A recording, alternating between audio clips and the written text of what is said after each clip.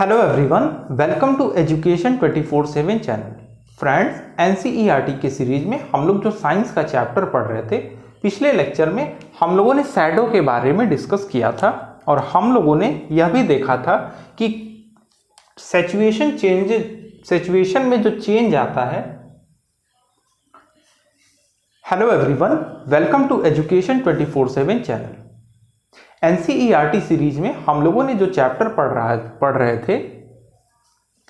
Hello everyone, welcome to education 24/7 channel. NCERT series में class 6 का हम लोग जो साइंस का चैप्टर डिस्कस कर रहे थे, उसमें हम लोगों ने शैडो के बारे में यानी परछाई के बारे में डिस्कस किया था। हम लोगों ने यह भी डिस्कस किया था कि जब सैचुरेशन चेंज होता है तो शैडो का साइज छोटा या बड़ा क्यों होता है। हम लोगों ने देखा था कि जब कोई भी सोर्स, लाइट सोर्स का ऑब्जेक्ट किसी भी ह्यूमन बीइंग या फिर किसी ऑब्जेक्ट पर पड़ता है, तो जब वह लाइट सोर्स लंबवत यानी कि इस सरफेस पर्सन या ऑब्जेक्ट के लोवेस्ट पार्ट या अपर पार्ट से यदि एंगल यानी कि कोण यदि अधिक बनाता है, तो हम लोग देखते हैं कि उस लाइट सोर्स के द्वारा बॉडी या ऑब्जेक्ट का मिनिमम एरिया कवर किया जाता है। सो उसी बेस पर हम लोग देखते हैं कि हमारे पैरों के पास जो इमेज साइज होती है वह काफ़ी छोटी बनती है। वहीं जब लाइट सोर्स एक लोवेस्ट एंगल यानी सरफेस या ऑब्जेक्ट से जब वह कोण थोड़ा कम हो जाता है, तो हम लोग देखते हैं कि यह लाइट सोर्स बॉडी या ऑब्जेक्ट के ज़्यादा एरिया को लाइट के रेफरेंस में कवर करता है यानी रोकता है। इसलिए जो इसके अपोजिट साइड है उधर लाइट नहीं पहुंच पाता और जो आसपास की तरफ से लाइट पहुंचता है वह उस सरफेस पर काफ़ी दूर गिरता है। इसलिए हमें जो इमेज ऑब्जेक्ट का या पर्सन का इमेज यानी शैडो जो दिखाई देता है वह काफ़ी बड़ा दिखाई देता है।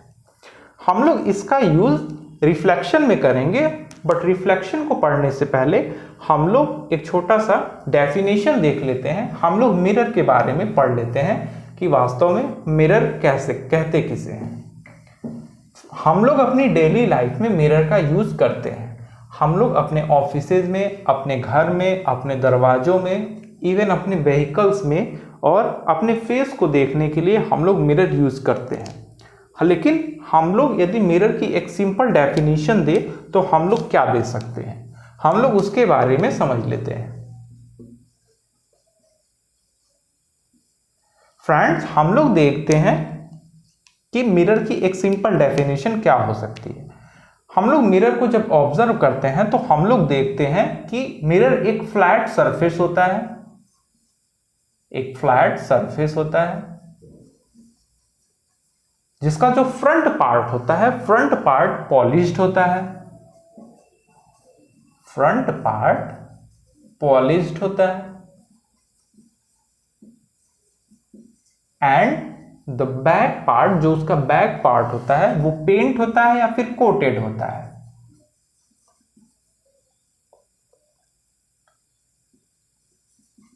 बैक पार्ट पेंट होता है या फिर कोटेड होता है, यानी उस पर किसी भी मटेरियल की कोटिंग की गई होती है। सो हम लोग क्या डेफिनेशन दे सकते हैं मिरर में, क्या कर सकते हैं, a flat surface which have front part polished and back part painted और कोटेड।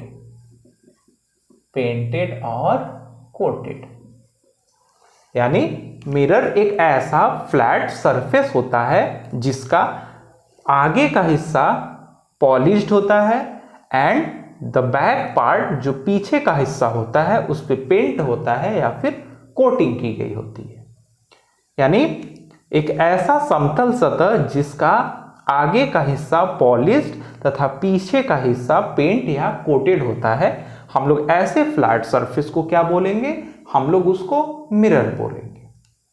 हम लोग अब समझ लेते हैं कि रिफ्लेक्शन किसे कहते हैं। फ्रेंड्स, रिफ्लेक्शन को हिंदी में परावर्तन बोलते हैं।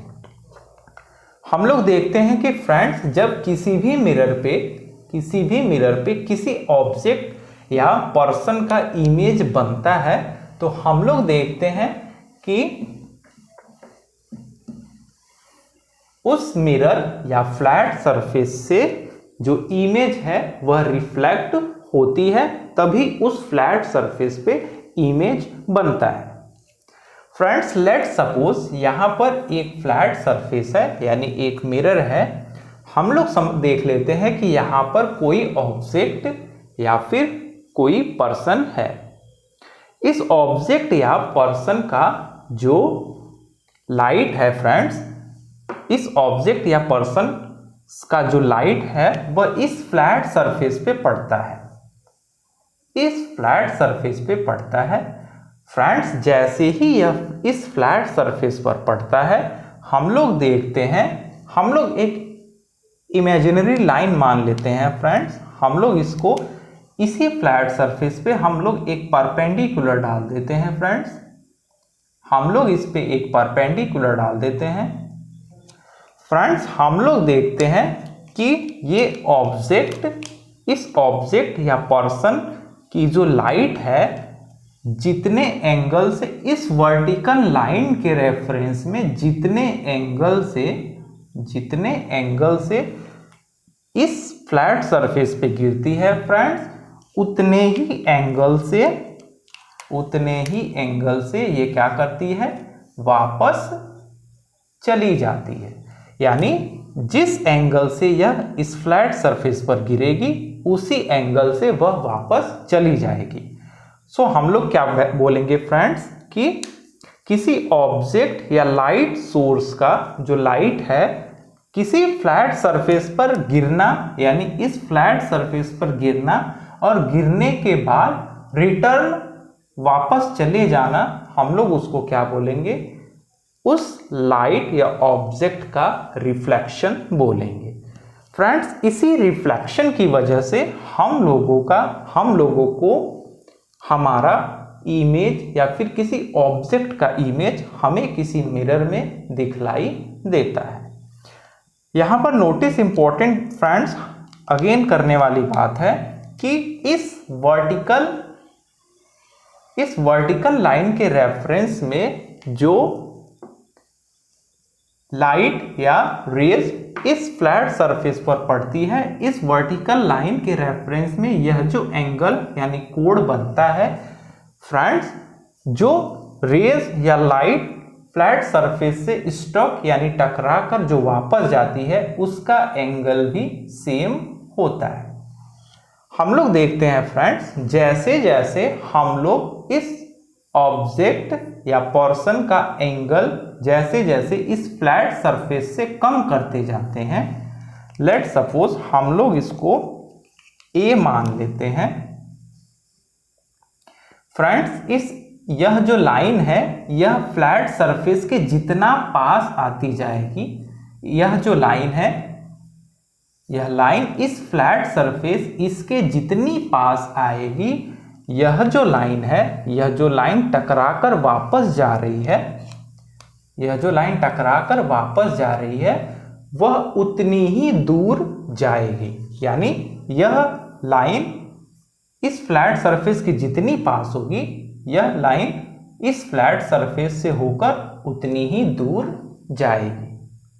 सो friends basically what I am trying to say कि किसी भी ऑब्जेक्ट या पर्सन की जो लाइट होती है वह किसी फ्लैट सरफेस से टकराकर किसी फ्लैट सरफेस पर गिरना और उस फ्लैट सरफेस पर गिरने के बाद पुनः वापस चले जाना ही हम क्या बोलेंगे, उसको हम रिफ्लेक्शन बोलते हैं। इसी रिफ्लेक्शन की वजह से किसी भी फ्लैट सरफेस पे, जिसे हम लोग नॉर्मली मिरर बोलते हैं, मिरर पर किसी ऑब्जेक्ट या वस्तु या व्यक्ति की इमेज बनती है।